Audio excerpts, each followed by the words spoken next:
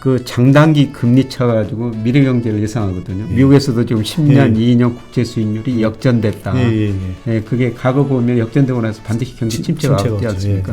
제가 더 관심 있게 보는 거는 10년하고 3개월짜리예요. 그런데 미국이 9월 FOMC에서 0.75를 올리든지 1%포인트를 올리든지 10년짜리고 2년짜리하고 10년짜리하고 3개월 차이 경제성장을 누가 더 예측 잘하느냐 통계적으로 분석해 보니까 10년하고 3개월 차이가 예측력이 더 높거든요.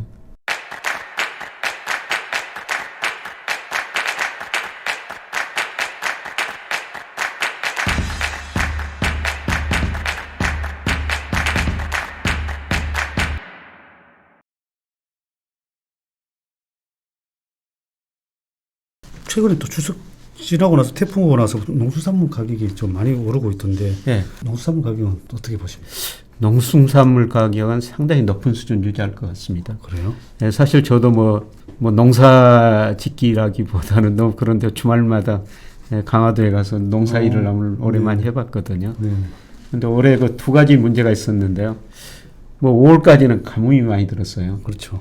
그 다음에 꿀벌을 제가 한 마리도 못 봤거든요.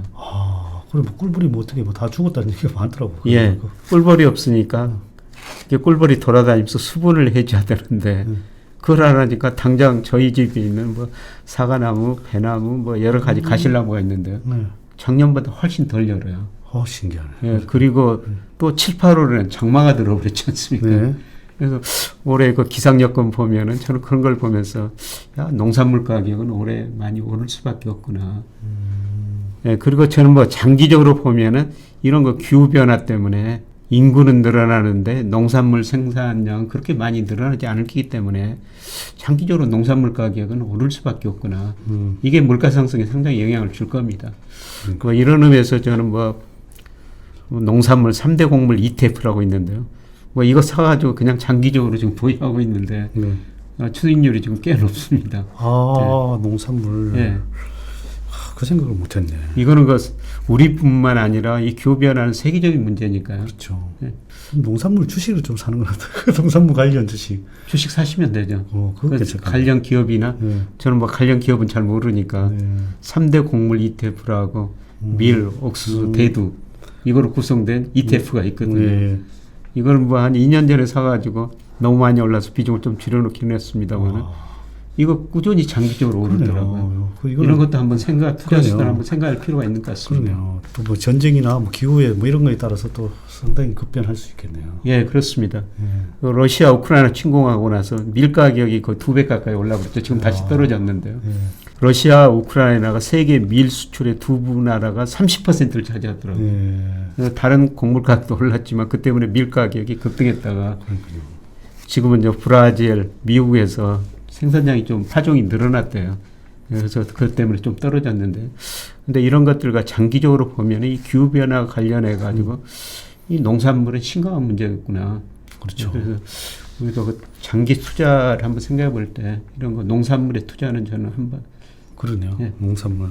오늘 참 중요한 회의가 있는데 금리 얘기를 또 빼놓을 수 없는데 물론 책에서 금리가 또 상당히 중요한 지표 중에 하나인데. 어떻게 모든 지표를 빠르게 예측할 수 있는 금리가 아닌가요? 네, 그렇죠. 저는 뭐 저희 학생들한테 금리만 알면 경제 공부 다 했다. 그런 것 같아요. 저도 뭐 솔직히 다른 건 잘 모르니까 금리만 보고 판단하는데. 예, 기준금리는 뭐 미국이 이번 9월 FOMC 끝나고 뭐 11월, 12월 두 번 남아 있고요.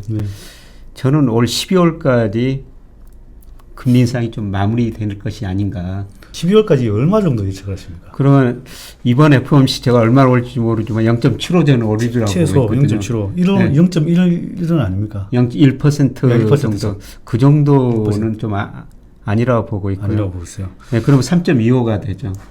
네, 그 다음에 저는 뭐 11월, 12월 달에는 합쳐가지고 0.75%. 합쳐가지고. 예. 차라리 이번에 많이 올리는 게 좋지 않나? 개인적으로는 그런데. 오히려. 그렇죠. 이번에 한번 올리고 다음에 조금 올리는 게 오히려 뭐 그런 게 긍정적으로 나올 것 같은데. 예, 그런 게 뭐 더 좋기는 좋을 텐데요. 좀 지켜봐야 될 것 같습니다만은. 주가에는 개인적으로는 오히려 한번 때려버리는 게. 예, 맞습니다. 오히려 다음에 또 0.5 이거 올리는 거 부담스러우니까. 오히려. 그게 개인적으로 낫지 않나 생각은 들어요. 그런데 저는 뭐 더 중요한 게 뭐 시장 금리라고 생각하는데 그렇죠. 미 10년 국제 수준이 3.5%까지 올랐지 않습니까? 네네. 근데 장기적으로 제가 적정 수준 추정해 보니까 미 10년 국제 수준이 한 4% 정도 돼요. 와. 예. 근데 여기서 좀 더 오를 여지는 있는 것 같습니다. 예, 제가 4%라는 말씀을 드린 거는 미국 70년부터 최근까지 보면 미국 10년 국제 수준이라고 미국 명목 GDP 성장률 평균하고 거의 같거든요. 근데 미국 명목 잠재 성장률 미의에서 추정한 거 보니까 4%입니다. 네. 네, 그래서 4%가 적정 수준이니까 조금 더 오를 여지는 있는데, 그런데 내년과 좀 미국 물가 상승률 떨어지고, 미국 경제가 저는 4분기 내년 상반기 마이너스 성장하리라고 보고 있거든요. 그래서 채권 수익률은 저는 이번 9월 FOMC 이후로 떨어지리라고 보고 있습니다. 아, 떨어진다고요? 예, 장기 금리는. 아, 예, 그래요? 예. 그럼 지금 채권 사야 되겠네. 예, 저는 그래서 채권 지금 사시는 게 좋을 것 같다고 생각하고 있고요. 그 다음에 제가 뭐 이 책에도 이야기했습니다만은 그 장단기 금리 차 가지고 미래 경제를 예상하거든요. 아, 그렇죠. 예, 예. 미국에서도 지금 10년, 2년 국제 수익률이 역전됐다. 그게 과거 보면 역전되고 나서 반드시 경제 침체가 왔지 않습니까? 그런데 제가 더 관심 있게 보는 거는 10년하고 3개월짜리예요. 10년하고 3개월짜리. 그런데 미국이 9월 FOMC에서 0.75를 올리든지 1%포인트를 올리든지 3개월짜리가 더 높아져 버릴 거예요. 조만간 3개월짜리가 10년짜리보다 더 높아질 거라고 봅니다. 와. 그러면 10년짜리고 2년짜리하고 10년짜리하고 3개월 차이 경제 성장을 누가 더 예측 잘하느냐. 제가 통계적으로 분석해 보니까 10년하고 3개월 차이가 예측력이 더 높거든요. 아, 10년하고 3개월 역전되면은 머지않은 경제 침체가 온다는 겁니다. 또 안 좋은 뉴스네. 네, 그리고 제가 아까 선행지수하고 우리 주가하고 상관계수가 높다. 같은 방향으로 움직인다. 이렇게 말씀을 드렸으면은 우리 10년 국채 수익률하고 1년 국채 수익률 차이가요. 그게 선행지수 순환변동체 4 내지 5개월 선행이에요. 근데 장단기 금리차가 9월에는 좀 확대됐지만은 7월에 급락해 버렸고요. 그리고 8월 달에도 낮은 수준 유지하고 있거든요. 이거 선행성을 고려하면은 아마 11월, 12월에는 선행주 순환변동치가 지금 떨어지다 좀 정체 보이고 있습니다. 확 떨어질 거라는 거죠. 그러면 저는 12월 뭐 이 무렵에 주가가 한 번 더 급락할 수 있다고 보고 있거든요. 그때 주식을 싸게 살 수 있는 기회가 아닌가 그렇게 보고 있습니다. 그럼 아까 채권 얘기 한번 나와서 채권 한번 짚어가겠는데요. 채권을 저도 이렇게 지금 언제 배팅할까, 이 지금 4% 되면 배팅할까 이 생각을 하고 있거든요. 근데 이게 환율이 또 너무 비싸. 환율이 지금 1,400원이에요. 예. 1,400원인데 이걸 이 채권을 보는데 환율로 또 깨질 것 같은 느낌도 들고 이래서 지금 어떻게 지금 저는 미국 채권보다는 우리 채권 사시는 게 더 나을 것 같다고 지금은 봅니다. 그렇죠. 예, 왜냐하면 환율이 너무 높거든요. 그렇죠. 환율이 너무 높아서. 그래서 달러 가치가 지금 거의 정점 무렵에 있다고 생각하고 있거든요. 그러니까 저도 그래서 이 달러 때문에 위채권을 못 사겠더라고요. 그래서 제가 정점 무렵에 있다고 생각하는 것은 올 4분기 내년에 미국 경제가 침체에 빠질 것이다. 지난 7월에 IMF가 세계경제 전망을 하면서 각국 경제 성장을 수정했는데요. 내년에 미국 경제 성장을 제일 많이 낮췄어요. 그래서 내년에 미국 경제 1.0, 유로 1.2, 일본 1.7% 성장한다고 전망해놨거든요. 내년에는 미국 경제가 일본이나 유로존보다 낮은 성장을 할 거라는 거죠. 그리고 IB들 내년 전망한 거 보니까요. 굉장히 비관적이에요. 특히 노무라 같은 데는 마이너스 1.1%로 전망하고 있거든요. 그래서 이런 거 보면은 내년에 4분기, 내년 상반기 미국 경제가 침체에 빠지고 그렇게 되면 미국 국채 수익률이 떨어질 것이다. 그리고 제가 가장 중요하게 보는 거는 국제결제은행에서 매월 그 실질 실효환율이라는 걸 발표해요. 이거 보면은 지난 7월 기준, 8월은 조만간 발표될 텐데요. 7월 기준으로 보니까 미 달러 가치가 30% 가대평가되어 있습니다. 달러 가치가 30% 가대평가된 거는요.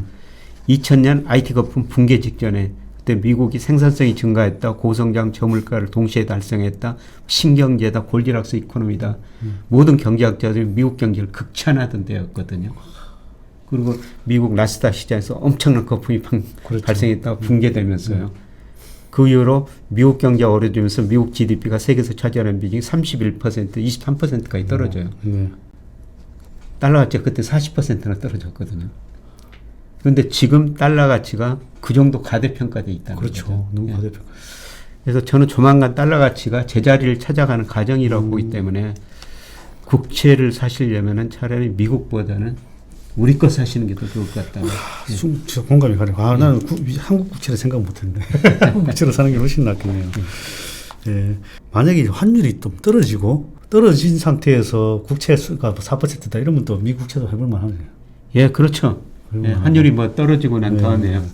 일단 그렇죠. 그러면서 저기 환율 이게 책에서도 또 환율을 또 안 짚어볼 수 없는데 예. 이게 어떻게 보면 이거 금리 다음 또 중요한 게 환율이잖아요.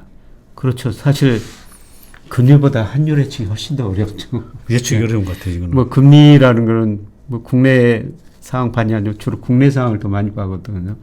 근데 이 환율이라는 거는 상대가 있기 때문에 예, 환율 예측이 사실 어렵고 저도 뭐 환율 예측을 여러 번 틀렸습니다.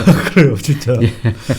예, 그런데 아까 말씀드렸지만 뭐 달러 가치가 지금 지나치게 가대평가된 상황이다. 예, 내년으로 갈수록 달러 가치가 하락할 것이다. 근데 제가 환율이 틀렸기 때문에 다른 사람들은 어떻게 전망하고 있는지 다 관심 있게 쳐다보거든요. 그렇죠. 1,500원, 1,600원 이야기도 예, 예. 있는데요. 저는 그 가능성은 좀 낮다고 보고 있고요. 네, 네. 근데 제가 블룸버그 컨센서스를 보거든요. 블룸버그 컨센서스 보면은 각국 경제 성장 환율 전망돼 있는데요. 내년에는 모든 통화에 대해서 달러 가치 하락입니다. 내년에는 위안, 엔, 유로 다 강세라고 지금 보고 있고요. 우리 엔도 내년 연말에 한 1,250원 정도 이렇게 전망을 해놨더라고요. 네, 그리고 IB들도 내년에는 다 달러 가치 하락입니다. 이 정도의 차이죠. 그래서 뭐 컨센서스가 전부 한쪽 방향으로 가가지고 틀릴 수도 있는데요. 네, 네. 내년에는 뭐 달러 가치가 하락할 가능성이 높다고 보고 있습니다. 충분히 공감이 가네요.